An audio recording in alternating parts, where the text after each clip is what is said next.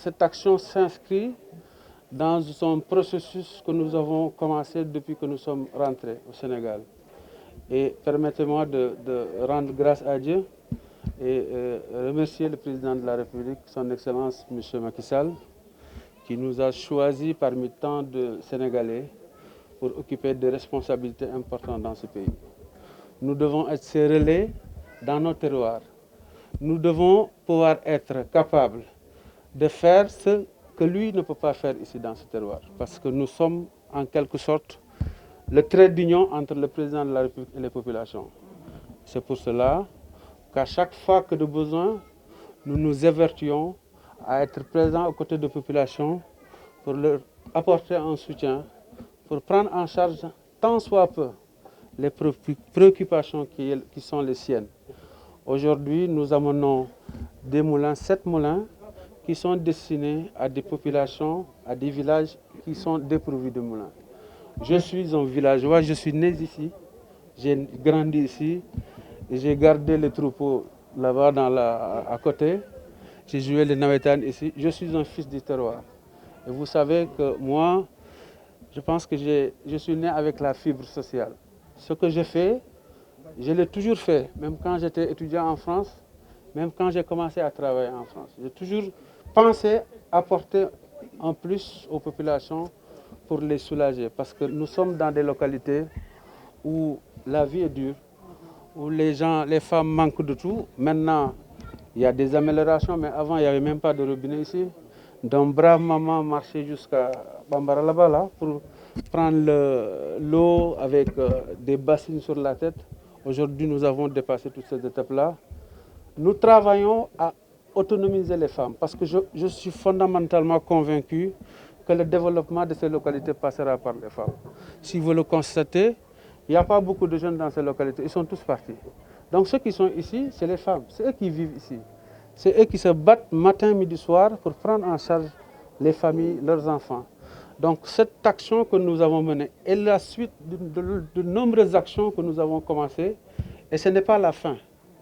Parce que nous nous inscrivons résolument dans la prise en charge des préoccupations des populations. Ça n'a rien à voir avec la politique en réalité. Je pense que même si je n'étais pas politique, nous allions faire de la même façon parce que nous sommes des enfants du terroir. Nous sommes encore une fois de plus nés et grandis ici. Et tout ce que nous devons faire ici, nous le ferons. Et je vais plus loin, je pense qu'il n'y a pas de mérite particulier. Il n'y a pas de reconnaissance particulière à avoir à notre égard, parce que tout ce que nous avons dans la vie, c'est cette terre qui nous a donné ça. Donc nous devons rendre à cette terre, nous devons rendre à nos sœurs, à nos frères, à nos mamans, parce qu'en définitive, toutes celles que vous voyez ici, nous avons fondamentalement des liens de parenté. Tout le monde est parenté ici. La zone, tout le monde est parenté. Donc ce que je fais, je le fais pour moi.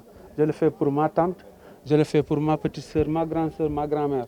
Donc, c'est l'enfant du village, l'enfant de la localité qui travaille à aider les populations. C'est des choses que nous continuerons à faire parce que c'est de notre devoir de le faire. Je pense que les histoires de mairie arriveront le moment venu.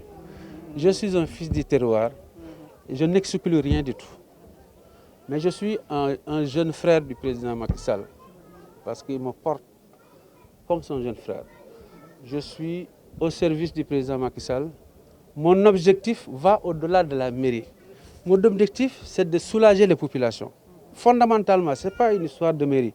Maintenant, si les élections arrivent, que je sois le choix ou que je m'impose. Mais je pense que les populations sont assez responsables et que fondamentalement, ils veulent le changement. Les gens veulent le changement dans leurs conditions de vie. Les gens veulent le développement dans leur existence. Et je pense qu'aujourd'hui, nous travaillons dans cette dynamique-là. Donc vous répondez favorablement à les requêtes? Si vous voulez, mais moi je ne veux pas demain qu'on fasse des titres patati patata. Je dis simplement que c'est ma priorité, la priorité des priorités. Quand le moment est venu, vous savez que moi je suis pas... J'ai le courage de mes idées, mais je pense sincèrement qu'aujourd'hui, ce n'est pas le moment. Le moment venu, je vous appellerai ici, devant ce baobab-là et je vous dirai que je serai candidat à la mairie de Diouroup. Mais le moment n'est pas venu. Moi, je dirais que monsieur Ousmane Sonko doit être républicain, respecter la justice de ce pays. La justice du pays qu'il prétend vouloir diriger. Je pense qu'il doit avoir un minimum d'élégance et du sens de responsabilité pour ne pas divaguer dangereusement dans des considérations qui vont conduire nécessairement à des situations pas possibles dans le pays. L'affaire, ce n'est pas Macky Sall et Ousmane Sonko. Il y a une vaine tentative de vouloir politiser un débat qui n'est pas politique. C'est un débat juridique. Quel que soit ce que les gens puissent penser de cette dame, c'est une Sénégalaise, une femme qui a porté plainte devant les juridictions. Et la procédure va se poursuivre, quelles que soient les agitations des uns et des autres, parce que ce pays est un pays de droit. Et force restera la loi. Ousmane Sonko n'a qu'à aller s'occuper, répondre à la justice et participer à l'éclatement de la vérité. Parce que c'est le souci. Aujourd'hui, il est toujours présumé innocent. La justice, il n'a qu'à donner la possibilité à la justice de faire son travail et arrêter de se défausser sur le président Macky Sall qui a autre chose à faire. Je pense que c'est ça. Et je pense sincèrement, il gagnerait, non seulement il gagnerait d'aller répondre, mais il gagnerait à avoir beaucoup plus de retenue. Qu'est-ce que la Casamance vient faire dans une histoire de viol? Qu'est-ce que cette tentation régionaliste à vouloir monter les uns et les autres? Et on prétend vouloir diriger le pays. Quand l'armée sénégalaise fait exerce des bombardements pour nettoyer la zone, pour permettre à des populations de revenir sur leur terroir. Mais M. Sonko devrait applaudir un bon citoyen, mais ce n'est pas de prendre des postures pathétiques en voulant lier les bombardements à son arrestation ou à son histoire de viol. Il s'agit d'une histoire de meurtre et de viol qu'il n'a qu'à répondre devant la justice. Et nous ferons face, je le dis ici, nous ferons face à tous ces gens-là. Nous ferons face. Quand le moment viendra, nous ferons face. J'ai entendu dire que oui, même si c'est avec l'APR, nous on va fuir. Mais bon, ça c'est devant nous. Ce que je souhaite, c'est que la justice se fasse. L'éclatement de la vérité pour que tous les Sénégalais puissent savoir ce qui s'est réellement passé. Personne ne peut nous menacer, personne ne peut nous intimider. Nous sommes des fils de ce pays, des dignes fils de ce pays.